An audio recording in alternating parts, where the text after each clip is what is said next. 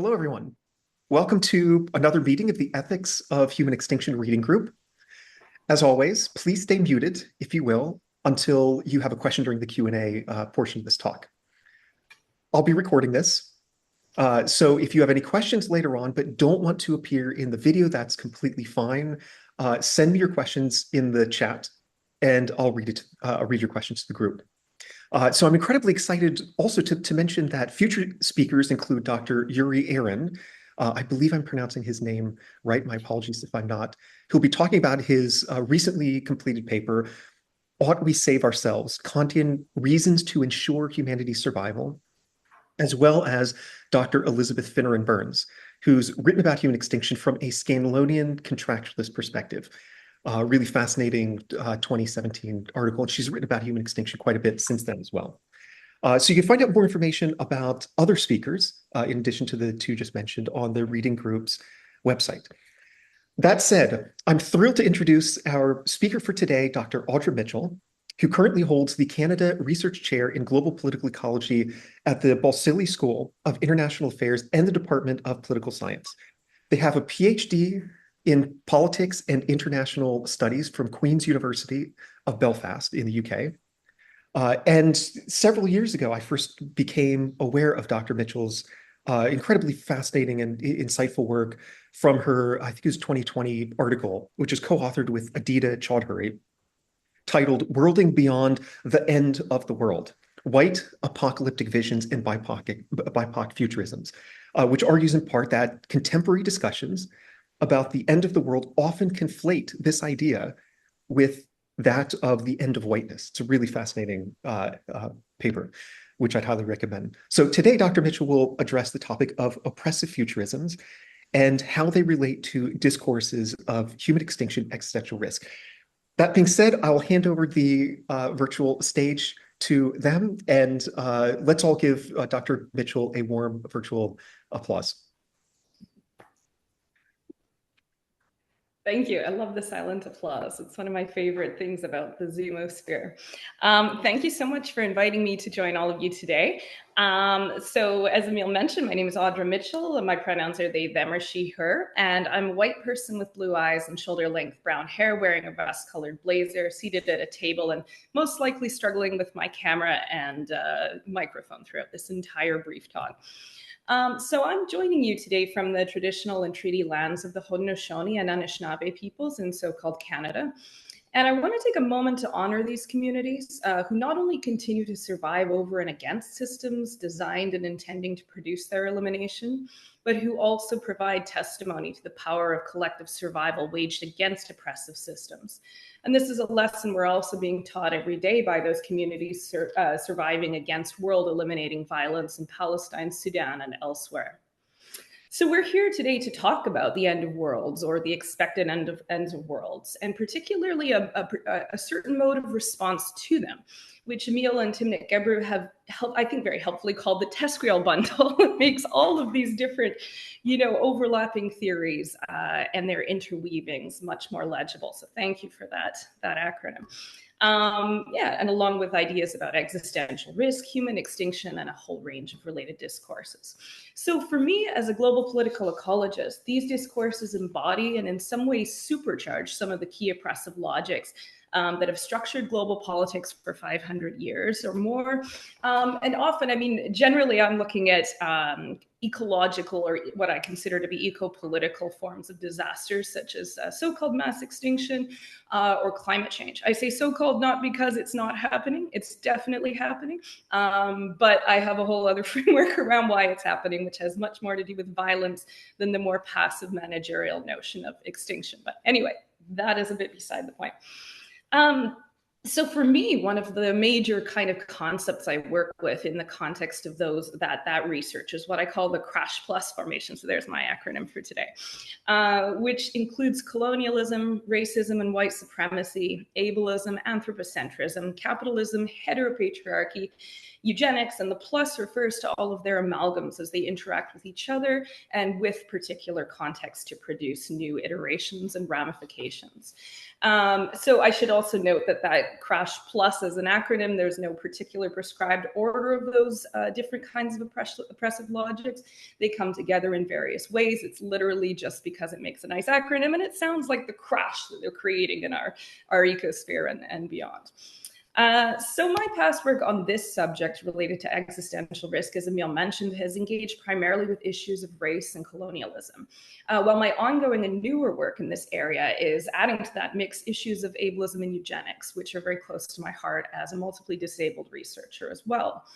So as Emil briefly mentioned, my and my co-author Adita Chowdhury's argument in that article, Worlding Beyond the End of the World, gotta get the bunny ears in there, is that leading or influential test realists, ex-riskers, and so on not only tend to embody what they view as ideal humans, or at least the presumptive survivors of disasters, or at least the raw genetic and social material from which they believe those survivors and desirable future humans can be built, but also that their ideas about desirable futures hinge on the elimination of the majority of Earth's people and other life forms whom they deem undesirable based on the crash plus logics. So while these theories and movements tend to focus on the future, or in some cases, the very far future, I'm also concerned with what they're doing to politics right now, and in fact, in the past. For me, this is a question of continuity, not radical breaks. So indeed, I argue that these logics tend to embrace what Jasbir K. Puar calls a prehensive politics. I think this is a really helpful concept for thinking through this whole suite of different kinds of politics, which essentially refers to the reverse engineering inherent in deciding what the future should be and then trying to create political conditions in the now that will necessarily and only lead to that future, that desired or predetermined future. So I see this at work in the goals of many, for instance, effective altruists who claim to be protecting human futures through what they view as the rational allocation of charitable donations and other goods that, to me, essentially amount to one of the means for survival, especially in the context of increasing and interacting crises. And most of the effective altruists I've spoken to about this tend to really emphasize, and I think they mean it, the degree to which the apparent beneficiaries of their projects would be people in the global south. I think there are many good people in this movement who really believe that they are addressing inequalities. But my argument is that, in fact, they're simply displacing the ethical problems associated with those. So if we look, for instance, at Peter Singer's influential account of EA principles, we end up with calculi in which the lives of disabled and or racialized and or poor people, and I say and or because overwhelmingly these are the same people, in relatively wealthy countries, such as the US or Canada, are cast as burdensome or too expensive. And within EA frameworks, it can even, the logic ends up in a place where these folks are considered selfish in wanting to survive and be included in the future, because within this logic, their survival or our survival comes at the cost of other people. In particularly the people who have been defined through this very abstract reasoning as the way of efficiently producing human futures. So for me, really, this is no different than the policies of care rationing, and this is a term from disability justice theorist Leah Lakshmi Peepsna-Samarasinha. And this care rationing, this principle, has long been performed by liberal and conservative governments alike and everything in between in places like the US, Canada, and the UK. So little note, if you hear that disembodied wailing, that's the cat I'm talking about. She's coming from my computer as we speak, so watch this space.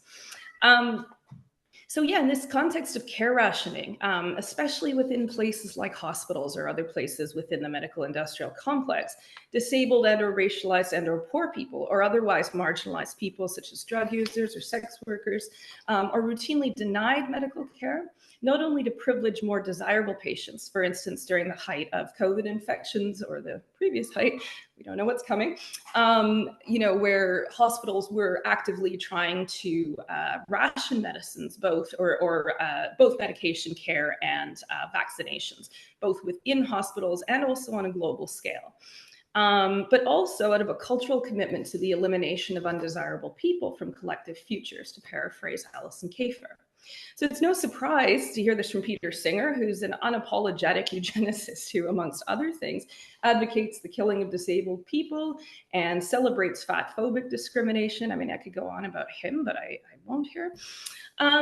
But for me, people like Singer or mainstream Tescuralists are maybe not the main concern. Rather, for me, it's the degree to which these ideas are being normalized and naturalized in a whole range of political discourses, from the usual suspects, right? So our extreme alt-right wingers, the so-called heterodox demagogues. I think we know who they are, but we can always dive into that more. To what I call neoliberals. And these are the kinds of liberal-leaning, often humanitarian intellectuals who blithely pronounce that we're all fucked and reel off statistics that consign entire countries or marginalized groups or continents to destruction while sipping rosé at dinner parties and, you know, bemoaning the cost of private healthcare. So for me, there's a real confluence of a whole range of political positions that we would normally think of as being quite far apart within this context of perceived existential threat. So a couple of examples of these, we can look at Jeff Goodall's recent book, The Heat Will Kill You First, his blithe remark that it is simply common sense that disabled and poor people will be, and he uses this word, culled in extreme heat events, right? We take that for granted, we try to save everyone else, okay. Or David Wallace Wells' claim that he doesn't really care, quite frankly, if most life forms on the planet go extinct, as long as he can protect his particular white American child's way of life. And I mean, some of us recently have balked at these reports. Just to give another example of self-identified pronatalists seeking to reproduce as many normative children as they can. But this is taking place alongside, there's many countries where pronatalism is in fact a formal policy. And it's going alongside the sterilization, the ongoing sterilization, forced and definitely non-consensual, of Indigenous, Black, racialized and disabled people in Canada, the US and Australia.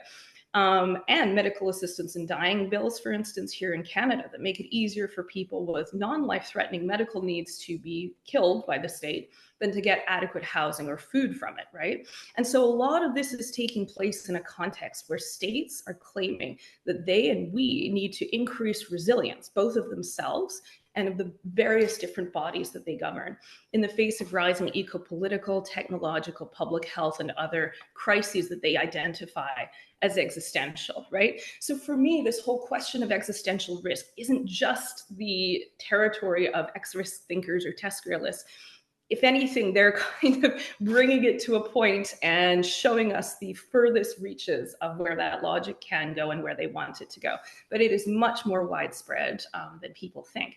And I often run into this problem. I don't know if perhaps other folks in this room do as well when you speak about these issues. I often get the feeling that people are looking at me and saying, okay, Audra, did you leave your foil hat at home today? You know, and I'm like, yes, I did actually. I like that hat. But, you know, there's this sense that it is kind of an outlandish and crazy thing to be thinking about, but actually this is mainstream. This is a continuation of existing and deeply entrenched political narratives and logics going back a long time within the current system, the current global political power system. And so, you know, I think this is something we need to be confronting in everyday political culture. So in my current work and in some of the ideas that I hope we'll get to discuss today, I want to focus on what are the alternatives to these discourses, not just in the far future, but in the right now, and not just with the goal of altering the far future or the near or mid-future, but also with altering the right now. So just to let you know what I'm working on, and I know Molly's in here, so hopefully Molly is working with me on some of these programs and projects. One of the things I'm looking at is looking to identify and articulate and further embellish and basically build out ideas of collective survival, drawing not from the Eurocentric political tradition, but rather from frameworks such as environmental racism, abolition, and disability justice. And for me, one of the really important things about these frameworks is that they come not from abstract speculation, right, but from the intergenerational lived experience of communities who have long been targeted for elimination, who have faced and survived these declared ends of their worlds or their designed extinction, as folks like Kelly Hayes and Kyle White argue. So I want to say as well, especially as a white settler living in Canada, the goal is not to take and appropriate these forms of survival, which is actually something I talk about in that article with Dita.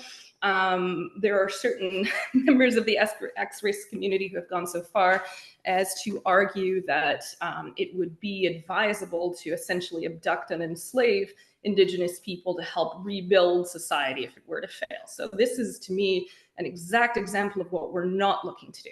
And part of the ethics that I think I am continuously grappling with is how to embrace a world, and I know, Emil, this is something you talk about in your work as well, a world where we, however the we is constituted, might not exist, but there is still the flourishing of other beings.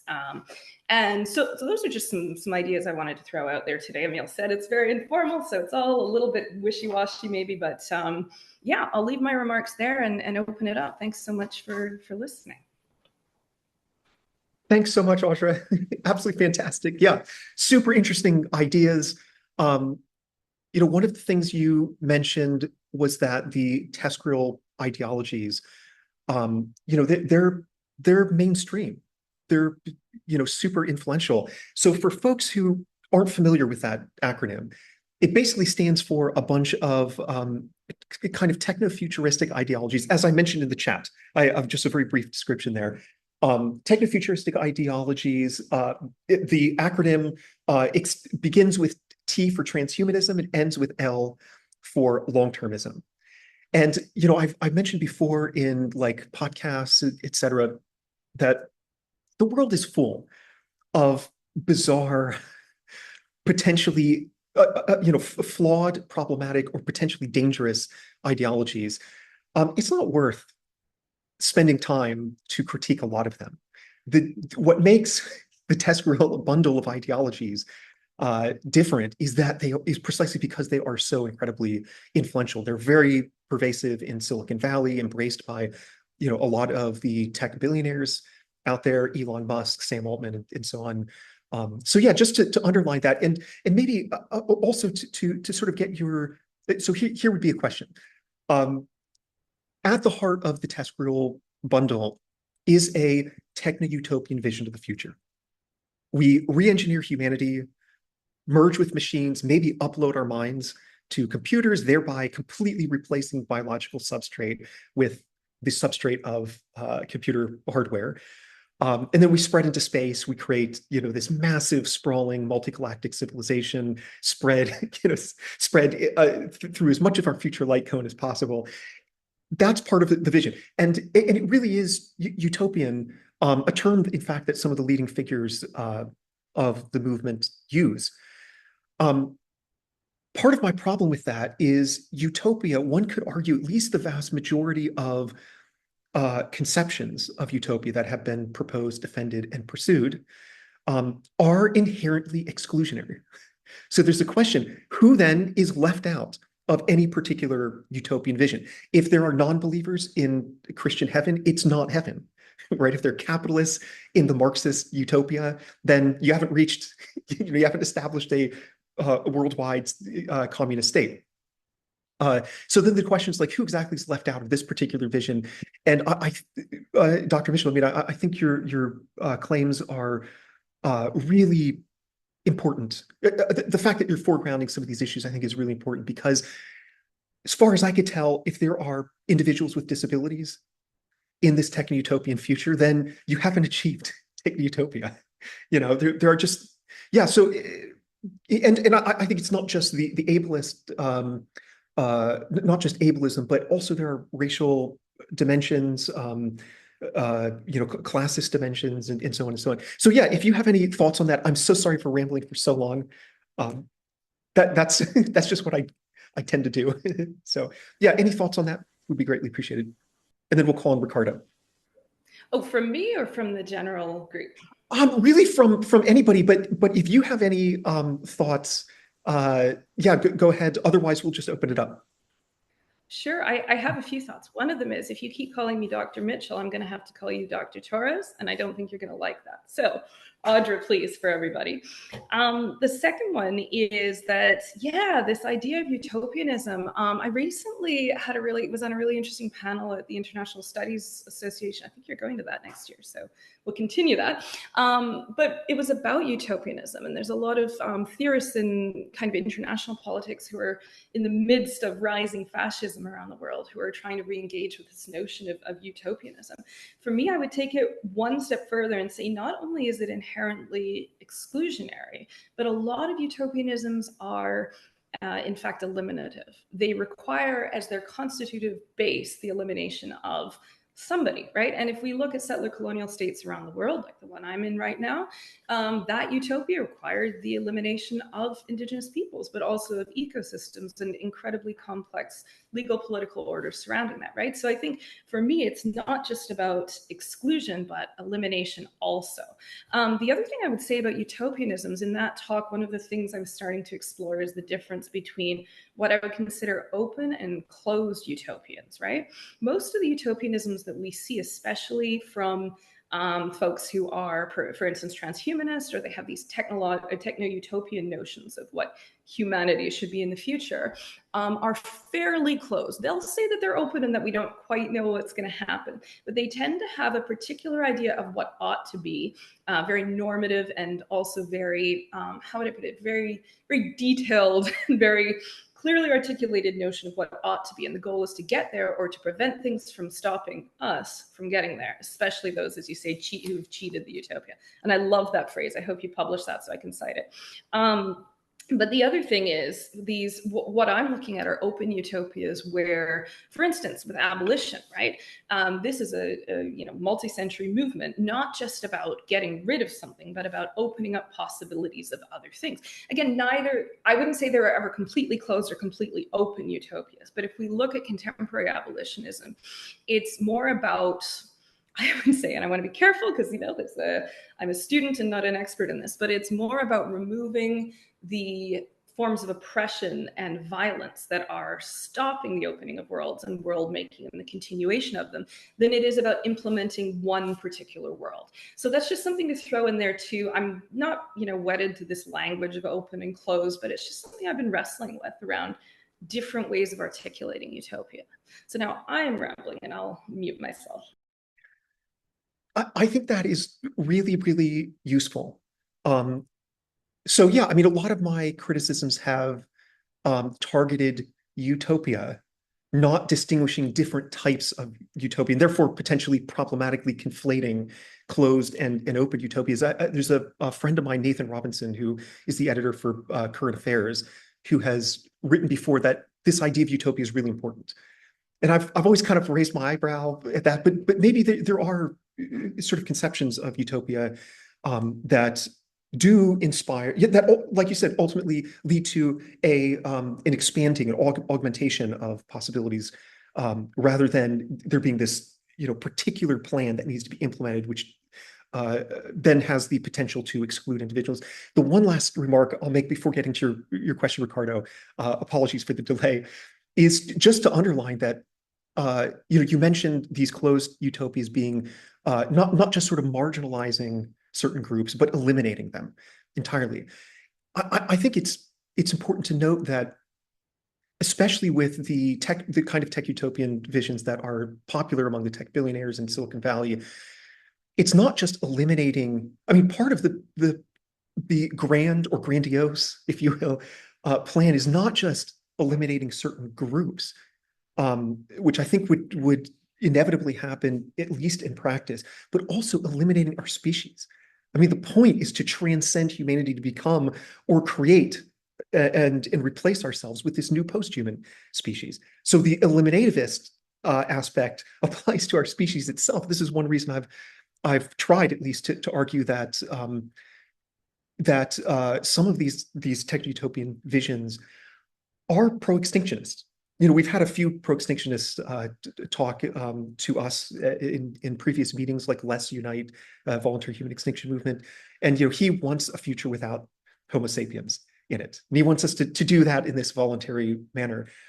But in a sense, like Elon Musk and the rest of them also envision a future without our species. They just want our sort of evolutionary lineage to continue, via replacement of our species with something supposedly better. So yeah, I don't know, that's pretty radical.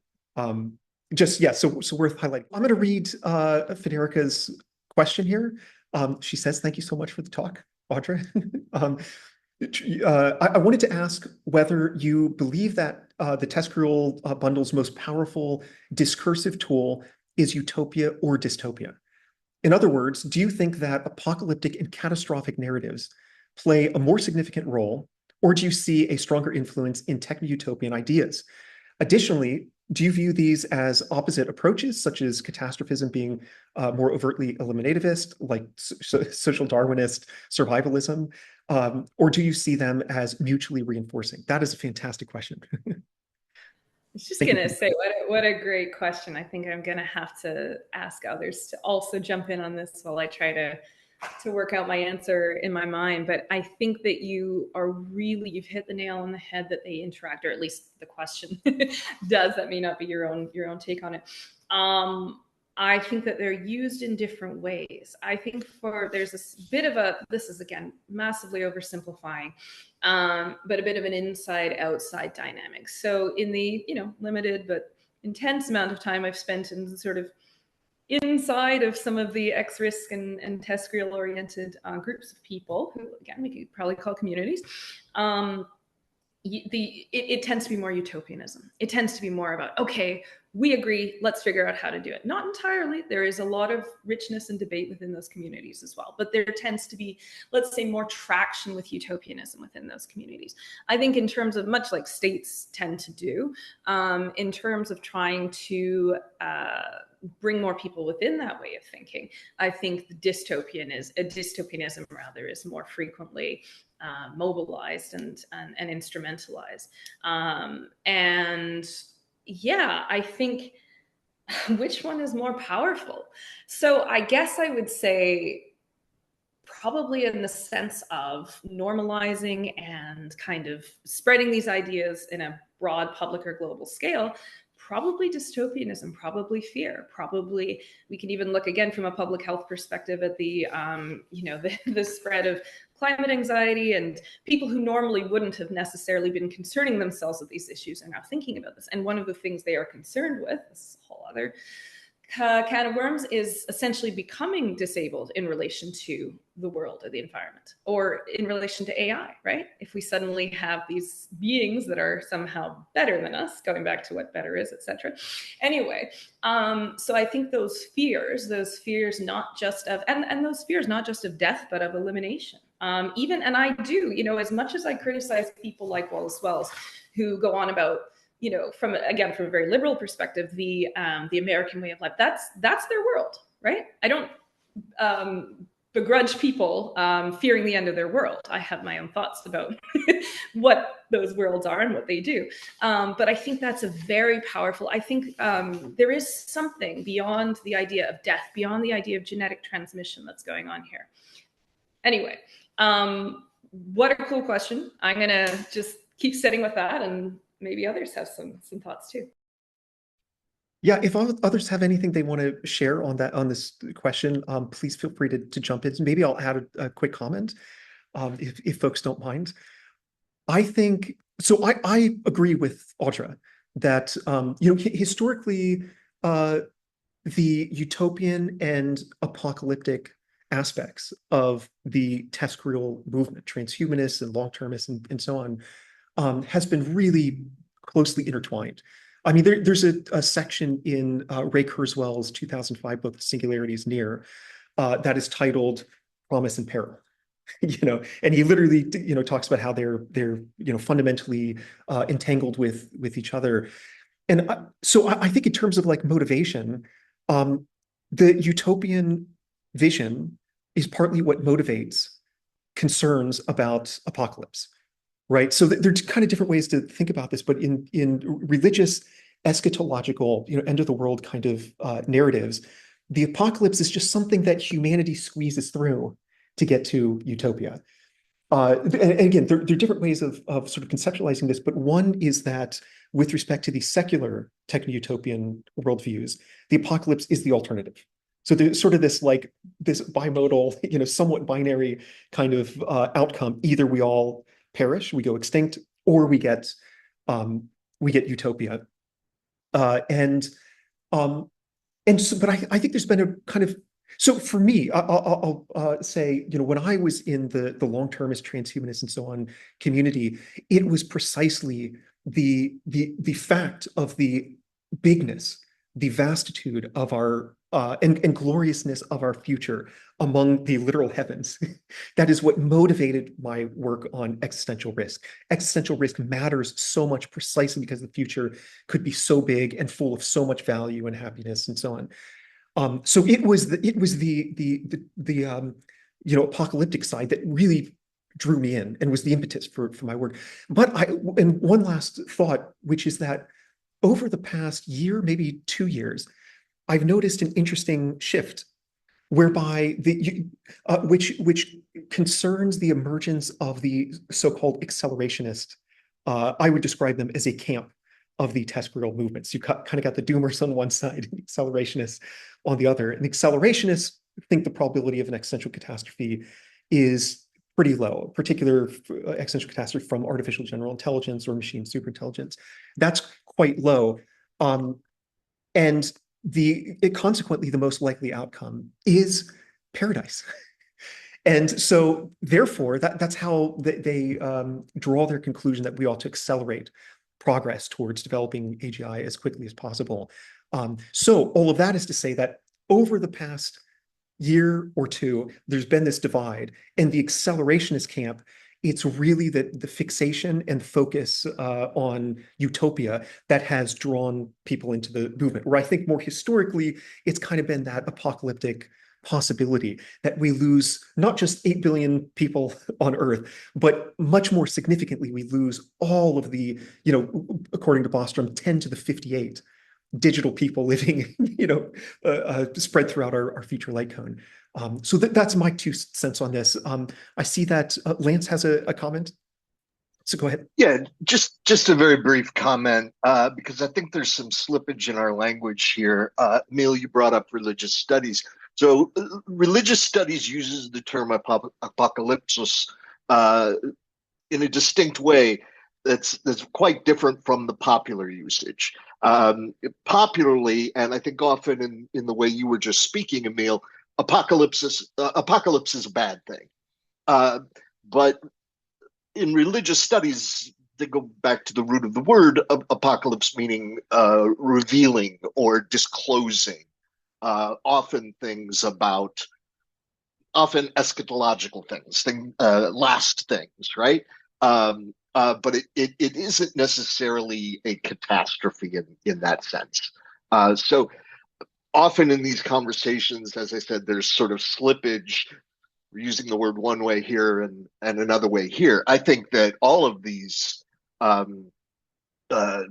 philosophies and social movements in your bundle, Emil, are basically apocalyptic, right? They're a revelation.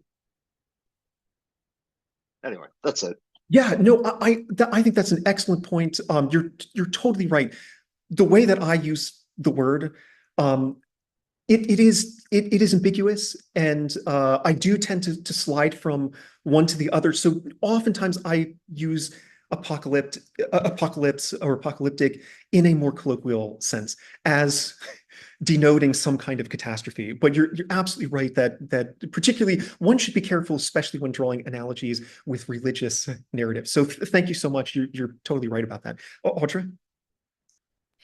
Yeah, just on that idea as well of apocalypse, it's interesting. A lot of the frameworks that I was discussing, whether it's abolition, disability justice, environmental justice, broader Indigenous movements for transformation of the global world order, are essentially apocalyptic as well. Some of them more explicitly than others, right? Some of them saying, okay, well, whatever this is that we're going through right now, within certain cosmologies, this could be the opening to a new and potentially better world. A lot of anti-colonial and decolonial actors see this as maybe the only thing that can get rid of, not the only thing, but an opportunity to really, quite comprehensively transform existing structures of violence and destruction. So yeah, but I think the question was more about dystopianism, right?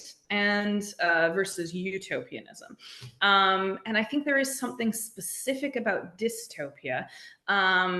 Because for me, in my work on this subject, it is often people who are often moved by dystopian narratives, myself included, by the way, I don't exempt myself from this, are people who fear that they will have to live in the unlivable conditions in which they are used to seeing, or that they are used to seeing imposed on others, human or non-human. So I think for me, that is a hallmark of the kind of dystopianism that's often being mobilized here. Yeah, fascinating. Does anybody else have any questions? And also, Audra, do you have a few extra minutes, or do you need to go? I can stay for about 10 more minutes. Yeah. Okay. So I do have another question if other folks who... Oh, Lance, you had it out? Okay. Yeah, so one thing that comes to mind, there's a friend of mine who isn't in academic, but writes, gives talks frequently about these exact issues, different conceptions of what the future might look like from perspectives from the point of view of Indigenous cultures, communities, and so on. And one of the things that she's noticed is, at least in a lot of the sort of popular depictions of dystopia, that marginalized communities are better off in the dystopias than in the utopias, which also kind of gets at this notion of exclusion relating to the idea of utopia. So I don't know if you have any thoughts on that. Another line that she uses frequently, which has really stuck with me and helped me to think about these future of humanity issues in a clear way, I think, is that you cannot, however well-intentioned, you cannot design for, you have to design with. The process, this is a processual claim. The process itself has to incorporate people from different traditions, cultures, perspectives, and so on. And again, even if you care about the well-being of marginalized communities, even if you are somebody who values social justice, you have, it's just absolutely essential to include marginalized communities in that process of developing the future. So yeah, I don't know if you have any thoughts on that. Me specifically, or everyone? Okay. Anybody but Audra, maybe in particular. Okay, yeah. Sure. Well, I heartily agree with that. And I think that, and this is, again, something that is not even particularly attributable to one speaker because it is so firmly entrenched with anti-racism and abolitionist movements, is that most of the violence around us is designed. And there's some really interesting discourses in design theory about whether design itself is violence, right? And so for me, there's kind of three elements of that. There's whether the purpose of design, if we think of it as the imposition of a particular set of goals and material ways of achieving them, is or can be violence. There's the violence that comes out of design. And then there's the way in which, I think Sasha Costanza-Schock's work on this, if you are into design, have a read. They discuss this in fascinating ways around the issue of mostly digital design, right? But the ways that design can both directly and indirectly impose violence. But I think this key insight within many anti-oppressive movements that violence is designed, and that often the attempt to impose a design is itself, I would argue, in addition to that, is itself violence.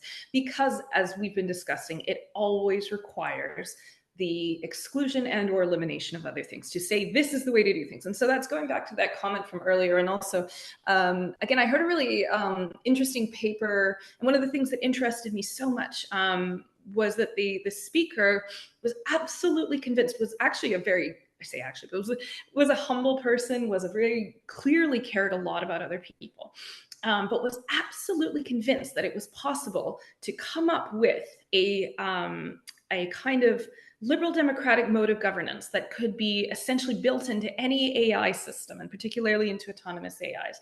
And this was rooted in kind of classic liberalism about the prevention of tyranny, right? And I was saying to him, okay, but what about all of the other political legal systems that exist in this world? Thousands of them, right?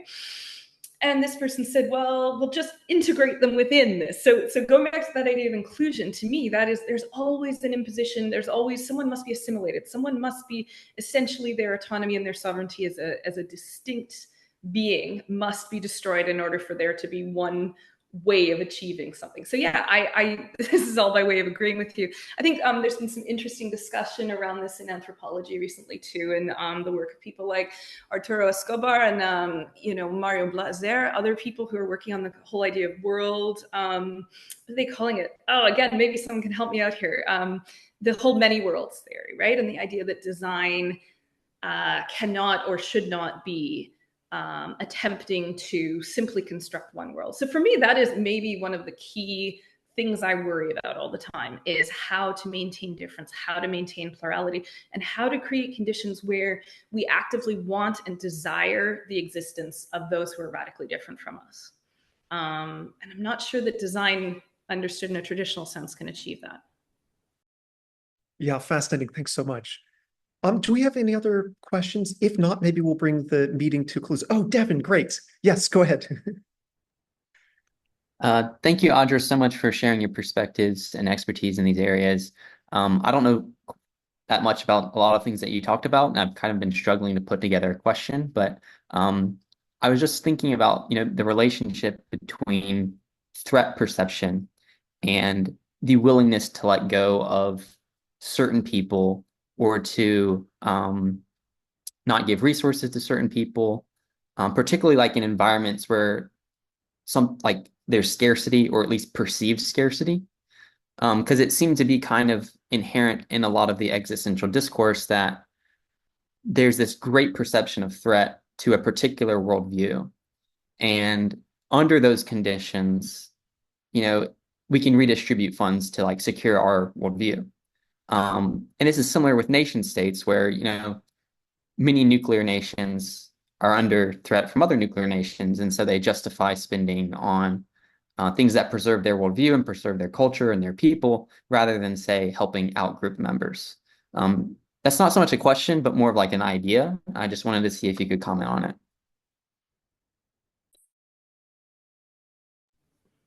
Thank you. That's a really interesting kind of discussion that you've opened up there. Now, I must say, I don't have expertise in the area of threat perception, at least not in humans, some other animals more so. But I think this is a really interesting idea in terms of this question of utopia and dystopia. What's being mobilized? What is being used to motivate people? Now, from my perspective, and particularly from one that does not accept the idea that there's only one sort of human way of responding to threats or responding to opportunities in the environment, or in multiple environments. So I would want to be careful about treating this as a kind of literal, kind of biological fact, both because, as I say, I can't, and I would be concerned about the outcomes if I assumed that. But I think this question of, does this resonate with people? Is this part of the reason why so many people are willing to agree to, as I think you put it so very well, to let go of, or to deny what I would call access to the means of collective survival to other people? I think there is, and whether that's come, a lot of people would say, oh, that's so-called, it's hardwired, right? Or others would say, oh, that's been, nurture, that's been passed on through cultural transmission. Again, I can't say, for 100% which it is, but I can certainly say that cultural transmission and the idea that there are, finite resources, we're talking, Malthusianism here, we're talking about the idea that of inherent scarcity. And then it is so interesting that so many of the so-called open utopias, or what I've been calling open utopias, really push back against ideas like scarcity, austerity, and are looking at different kinds of, I have my concerns around the word abundance and how it's used in certain circles, but of plurality, of manyness, of these kinds of concepts. Anyway, I think, this idea that in the face of threat, humans ought to be very careful about how goods and how survival itself is distributed. I think that gets right to the core of care rationing and the broader logics that surround that. So I guess I'm just very long-windedly agreeing with you there, that I think this is something that is showing up in politics and is becoming a really important part of contemporary politics. Yeah, so thank you. Thanks so much. Okay, so maybe now is time to end this meeting. Let's all give Audra a very warm round of applause. Thank you so much. It was a really, really interesting chat, and your answers were so very insightful. So thanks so much for joining us, and really nice to see everyone. See you again in a couple weeks. Take care.